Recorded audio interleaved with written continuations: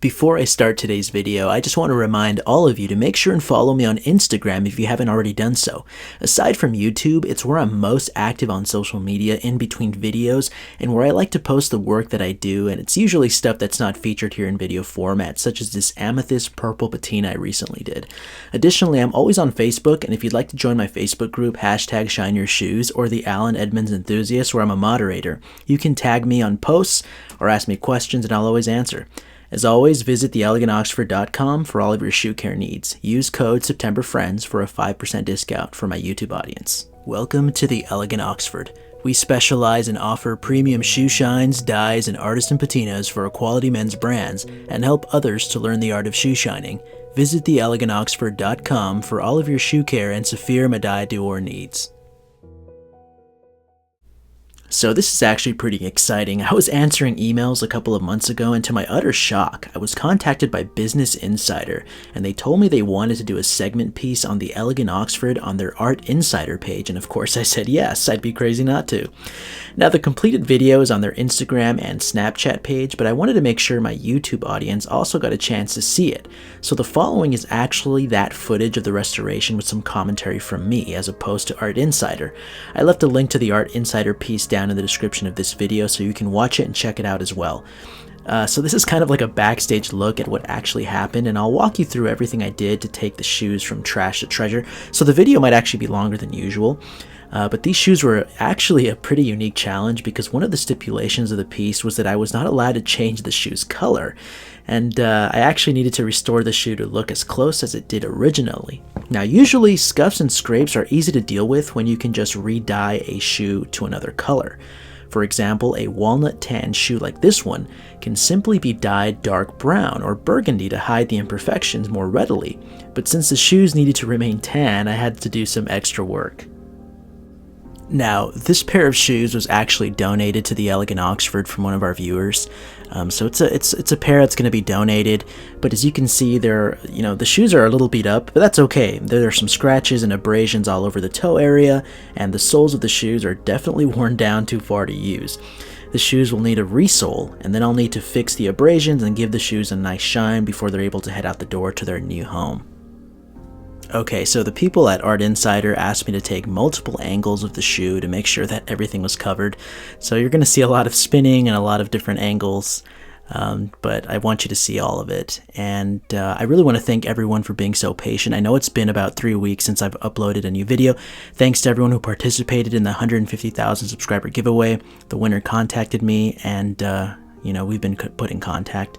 But thanks to everyone who's been so patient. I'd rather upload quality videos than just quantity for views, so I didn't have a video to upload. I've just been doing a lot of work for clients and doing a lot of patinas, artistic patinas, and sometimes I don't have time to record everything, so I've just been really busy with that. My daughter had her 1-year birthday, and I turned 31 years old in August, so it's just been super busy. So thanks everyone. Thank you for being patient. I am just as busy as everyone else, and I have a business to run and a family to take care of. So thank you to everybody. And if you want to get in contact with me, please just be really persistent, be tenacious. Email me, message me. I won't get insulted. I will get back to you if I see you enough. Sometimes I can't get down and answer everyone's emails and messages. Okay, so thanks for being so patient. Now, obviously, the biggest challenge on these shoes is going to be the toe area. So both toes are pretty scratched up, and the soles I'm going to take to a cobbler to have them resoled with JR soles. But the uppers, were definitely a challenge. I needed to make sure that all the scratches and the scrapes were removed because the shoe had to remain tan. So that can be pretty challenging in and of itself. Sometimes when you try to fix scratches, areas darken, and then it's just a nightmare. So luckily, I think everything came out pretty well. I'm really happy with how the shoes turned out in the end, but it did take me longer than usual, and I was kind of running around and making sure everything looked perfect. Now, I actually met a local cobbler who I didn't know was in town.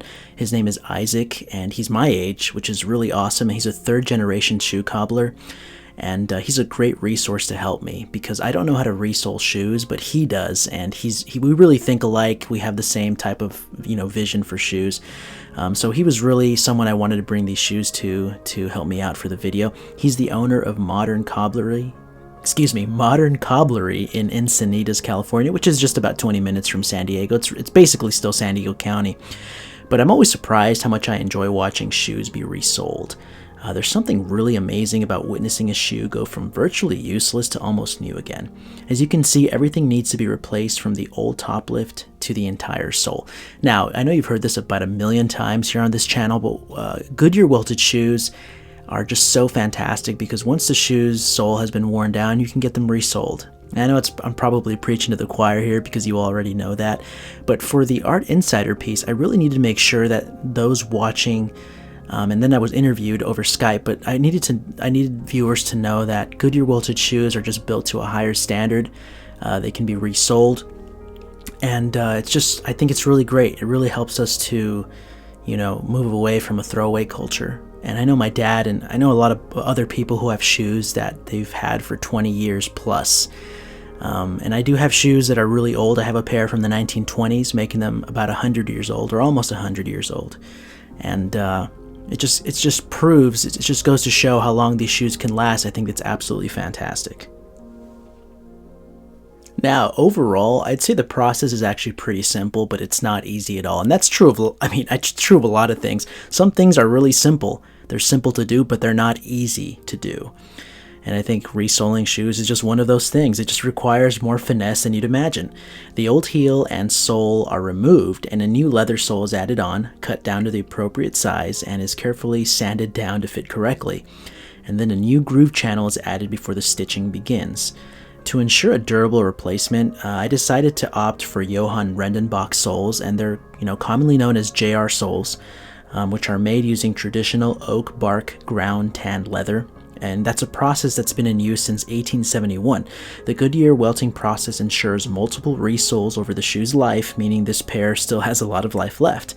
And then Isaac, using a specialized machine, attaches the new sole to the welt, which in turn is attached to the leather upper portion of the shoe. Okay, so I'm actually reading my notes here and I'm doing some commentary. So this is really behind the scenes, and in the video you might actually hear me saying stuff that it did not end up in the final video. So just be aware that this is backstage footage, so some parts were not even relevant to the shoe process. So this process is time tested and is really a hallmark of quality shoemaking, and I've already mentioned that.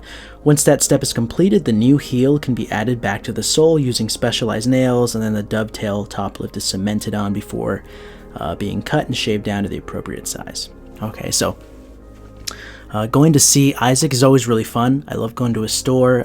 He and his brother work there, and they also sell some shoes. But I always love just watching it all happen. I mean, I've seen it about 10 times myself, but every time I try to make sure and pay careful attention because I'm trying to learn as much as I can. And I told Isaac one day I'll have to go up to the store and see if I can't, give it a shot and see how well I would do trying to resole a pair of shoes. But yeah, I opted for JR soles, and I think they're the best soles. I mean, they're really prolific and popular, but I really do think they are great. It's not just, advertising. I really do think they last a long time. So I always try to opt for JR soles where I can.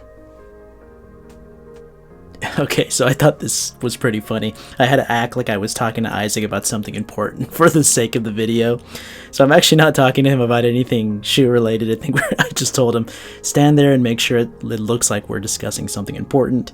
I'll point to the shoe and it was for the sake of the video, just to make it look more professional, but I'm just trying to be honest. That's kind of what goes into making a video, especially if it's going to end up on Art Insider. You kind of have to show yourself working and discussing how the project's going to go and what your vision for the project is. So this was kind of, me, putting that into video format. So I think we were talking about food or something at this point, but we just decided to make sure like we were we were talking about shoes. So that's just something fun I thought I'd include.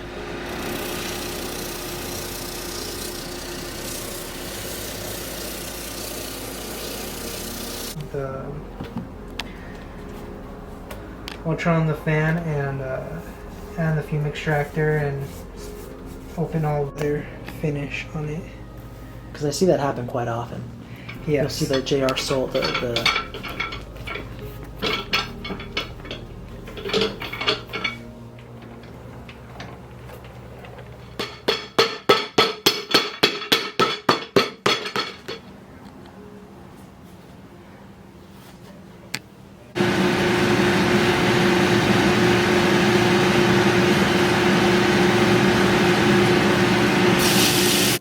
Okay, now Isaac is cutting a groove channel here into the sole so that the stitches will be protected from wear. Now, I know Allen Edmonds doesn't really do that anymore, which I don't like at all, but I always think a shoe should have a deep channel so that stitching will be protected.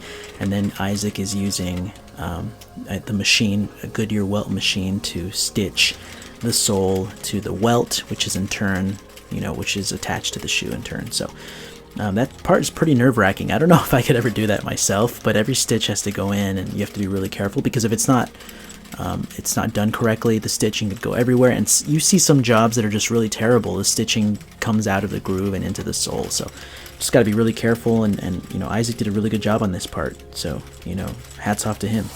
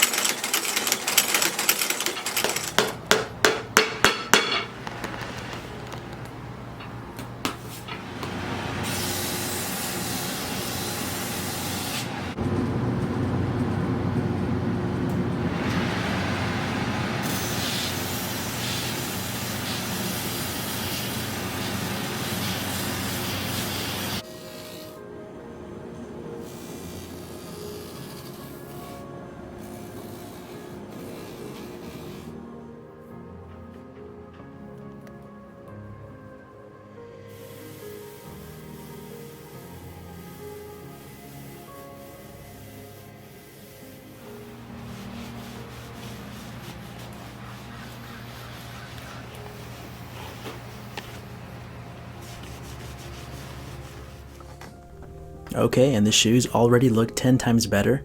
The soles definitely look perfect, and I really want to thank Isaac for doing such a great job. So I'm going to start off on my portion by using a good varnished vintage shoe tree, and those really just fill in the shoe really well.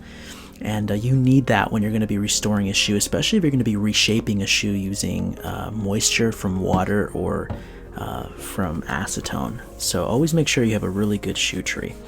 So I started using acetone to remove all of the old polish. Since these are pretty old, the Allen Edmonds still have the old logo, so I'm assuming these are probably, 5 to 6 years old. So I'm going to be using some acetone to remove all of the gunk, the polish, the caked on factory finish, and that's really just going to leave the shoe bare and ready for further work. So that's just a really important part. And additionally, the acetone is really great at making sure the leather kind of molds around the shoe tree, so it just looks better overall, and that's just a really important part. So as you can see here, acetone evaporates in seconds, so just don't use too much, but use enough, and just be aware that it will evaporate within a minute if you put too much, but when you don't use a lot, it goes away in seconds. So just remove all you can. And I'm using a Q-tip here or a cotton swab to get into those small crevices. Sometimes creases really pinch nastiness in between them, so you got to go in there and really, remove all that stuff meticulously and carefully. So just be patient, and if you ever try this, make sure that you use the appropriate tools, and you'll do fine. Just be patient, and it could take you, an hour or two, but don't worry about it. Okay, now here's where the shoes, are going to be a challenge. You see those little dings, those little scratches? They may not look like a lot, but in reality, they're going to cause a lot of problems for the shining process and just for the longevity of the shoe. So I'm going to be using sandpaper, and you have to find probably the finest sandpaper you can find, or you can actually buy. So at Walmart, the finest I could find was 3000 grit. And using that sandpaper, I'm just going to go back and forth, and I'm going to remove the scratches. So it's going to go into the leather, and some of the leather will be removed, but it's necessary unless you want to just leave the scratches there, but I don't recommend it myself. So I'm just going to go back and forth, and this part actually took me a while. So you just kind of have to, use a little bit, and then as you go further into the process, you want to get finer sandpaper. So I actually didn't start with 3000. I started with 300, and then after a while I started using 3000 with drops of water. So you're kind of doing a wet sanding just to smooth it out. And I found that you need to probably close your eyes and then touch the leather to make sure you don't feel a thing. So I had to do the process over and over until it felt, completely smooth. And don't let your eyes trick you, because sometimes there are still lines, but close your eyes and touch it, and if it feels completely smooth, it's ready to go. So just do that back and forth, and don't be afraid of the process. I mean, the shoes are just going to be thrown away anyway, so you might as well give it a shot and see if you can't restore them. Okay, now once the shoes are baby bottom smooth, I'm going to be using some Saphir renovating cream. And renovating cream contains pigment and some types of resin to fill in cracks. And this is a really important product for filling in scratches. If they're really minor, you can just use a little bit with your finger, but since these are pretty, they're actually deeper than you might think, I'm gonna have to be using that renovating cream. So what I did is, using a cotton swab, I added some renovating cream on top of the scratch, or the sanded down portion, and then I used a hair dryer to dry the resin, and then I started wet sanding again, and then I added more renovating cream, and then I started wet sanding again once it was dry, and I kept repeating the process again and again and again until it felt even smoother. So I think this part can be kind of difficult because you really got to be patient. You can't add too much resin or renovating cream because it'll get gunky, so you have to add just a tiny bit, dry it, sand it. You add more, it dries, and you wet sand again and again, and it's gonna feel like glass when you're done. And this is the part that took me a couple of hours, and it can be kind of frustrating. You're going back and forth and you're not sure if it's filling in. You just have to be patient and wait for the result. And I find that this is where a lot of people fail when it comes to shining shoes or restoring shoes. They give up, they're impatient, they're frustrated, they're anxious, and they just don't do it right. So that renovating cream is really important, and it doesn't matter at this point what color it is, but I wanted it to be a brown shade. But as long as it's in the brown shades, you should be fine. Just don't use black, or it's going to be a lot harder to cover. But add some renovating cream, let it dry, and then do what you have to do. So once that was done, I let the shoes dry overnight. And then the next morning, I had to use a concoction. It's kind of like, you're not using leather dye, you're using a special type of leather paint, leather cover.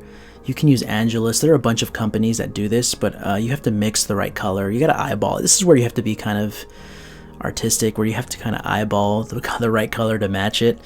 And I don't know if I did a perfect job, but I think I did okay. So I added this leather restorer and some water, and I mixed those up. And it's opaque, so it's not see-through. It's not like normal leather dye. You can't use normal leather dye. It has to be this type of leather paint. And I mixed tan and, kind of a caramel color and kind of a medium brown color, and I try to get that walnut to look as close as possible. And you can apply this stuff with a paintbrush or a sponge, but I don't like it because it dries and there's like a texture to it, kind of like cottage cheese. I didn't want that at all. So I had to use an airbrush gun, and this is where I think the airbrush gun is completely irreplaceable when it comes to this actual job. The airbrush really adds even coats and even layers, and that's just so important so it doesn't build up and look nasty. So what I had to do was really blend the toe area and kind of go further back into the rest of the shoe, so it kind of looked like it was just one color. And that's going to cover up the renovating cream, the scratches, and kind of smooth everything out so it looks perfect. Now without this leather restorer, it's really impossible to make the shoe look perfect again. There's really no way. You could dye the shoe a darker color and that would work, but since in this segment I had to make sure the shoe stayed tan, I couldn't do anything else but this. So the air gun's really important. You're not adding a lot of layers. In fact, you're just doing the bare minimum to cover up the damage and then kind of blend it into the rest of the shoe. And if you do it correctly, it'll look a lot better. I mean, it won't look perfect, but I don't think it needs to look perfect. I think it just needs to look a lot better, and then so the shoe can be worn and restored and all of that. So considering the damage that was done, I'm really happy with how it came out. Okay, so I let the shoes dry overnight, and now it was time for the shoe shine. So that's probably what you've seen the most from me. And I know the shoes look a little pale, but we'll be adding some color. And I started off using Saphir Renovateur, which, as you all know already, is my go-to. I absolutely love it. I don't think there's a conditioner as good as Renovateur. So I used that, just kind of nourish the leather and make sure it was all hydrated after, this whole ordeal the shoe's been through. Okay, and now to add pigment into the shoe, because they looked really a little too pale for my liking, I used light brown and cognac from the Medaille d'Or line, which contains a lot of pigment. And that really helped to invigorate the shoe, make it glow a nice orange amber color. And I really wanted to do that so the shoe didn't look dead. I told my wife, the shoe looks like a dead body. I need to give it some life, and that really helped to, make the shoe look a lot better. And then when I was done, use a brush or a buffing cloth and just give it a nice glow. Of course, I'm going to finish the shoe off with that signature mirror shine using Pat Deluxe from the Medaille d'Or line. And I went with cognac, which is another nice orange color, and wax doesn't really have a lot of pigment in it anyway, but I just wanted to make sure I added that little bit of whatever it had left into the shoe. Now, as many of you already know, and I'm sure you've already watched a bunch of my videos about it, but a mirror shine is probably the part, what's my favorite part, but it's the part that gives the shoe that really impressive look. It really gives the shoe a really shiny appearance. So as always, start off by adding multiple sequential layers with your fingers. You can add anywhere from 8 to 20, and you just add a layer, wait a second, add more, wait a second, and keep adding. So you're kind of building up the wax in layers, but you're not polishing or buffing yet. You're just adding layer upon layer, kind of building the base so that when you start using water, it'll build up the shine much more quickly, and you'll fill in the pores of the shoe, because the shoe will not shine till whatever crevices and pores are filled in. So that's another really important part. If your shoe's not shining, it's because the pores aren't filled in. You have to kind of fill them all in, and then it'll glass over, and that's when the mirror shine happens. Okay, now you need an ice cube, and I found that the cold water helps the shine produce faster. I don't know the science behind it, but it does. And then you need some water mixed with rubbing alcohol, and there's no exact formula. I don't know how much you need, just a little bit, a tiny splash in the water, and you add more if you need, but that helps melt the wax, because sometimes you'll apply the wax and it won't get foggy, but it just won't go anywhere. It'll kind of get on there and gunk up. So the water alcohol really just helps melt it all down quickly, and then the shining can begin. Okay, so you use any cotton cloth that you might have, but it has to be, usually I found that 100% cotton works the best, or if it's mixed with some spandex, so it really gets tight around your fingers. And then just go back and forth, adding drops of water and a touch of wax, in increments, and that's just kind of what you're doing back and forth. Now this is a pretty tedious, it's a tedious and boring, process, and it can take a long time to produce a really nice mirror shine. Just be patient, and you have to just practice. I wish there was a way that someone could just get it down immediately, but the best way to get perfect at it is to just practice and practice and practice, and you'll learn stuff every time. You'll learn how much pressure you might need, how much water you might need. So just do it over and over and over. I've mirror shined, I don't know, over thousands of pairs, maybe over 1,000 pairs. I don't know if I've gotten to the 2000s, but I've shined over 1,000 pairs in my time, and it just took that many pairs for me to learn how to mirror shine a shoe. But the results are way worth it, and I absolutely love doing it. Just be patient, and you will do just fine. All right, now here are the shoes before, and here they are after when I finished. All right, so I hope you liked how they turned out. I had such an amazing time doing this piece for Art Insider, and I'm glad you all stopped by to watch me restore the shoes, and hopefully you got some, an insider's look into what the Elegant Oxford is and how I film videos. But, I'm just really happy that the shoes have a new purpose. They were going to be thrown away, but now they can be worn again, and I think that just goes to show, and if anybody's watching this video and just feels like, like they can't, succeed, or that their life is stuck in some terrible place. Remember, if shoes can do it, you can definitely do it.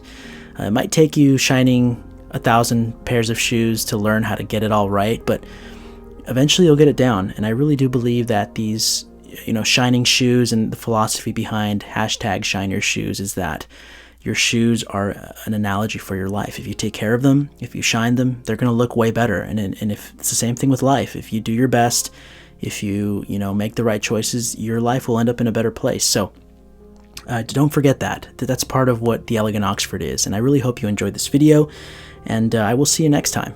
Thanks. Thank you so much for watching. I hope you enjoyed this video. Please like, subscribe, and share for more content in the future. Visit theelegantoxford.com if you'd like to purchase any of the shoe products you've seen me use. Make sure to check out my other videos as well if you'd like to learn more about the art of the shoe shine. Don't forget to look for me on Facebook, Instagram, and Twitter at The Elegant Oxford. Remember to care for your shoes so they'll last you for years to come. Always put your best foot forward. The small details matter most, so don't forget to #ShineYourShoes. I'll see you next time.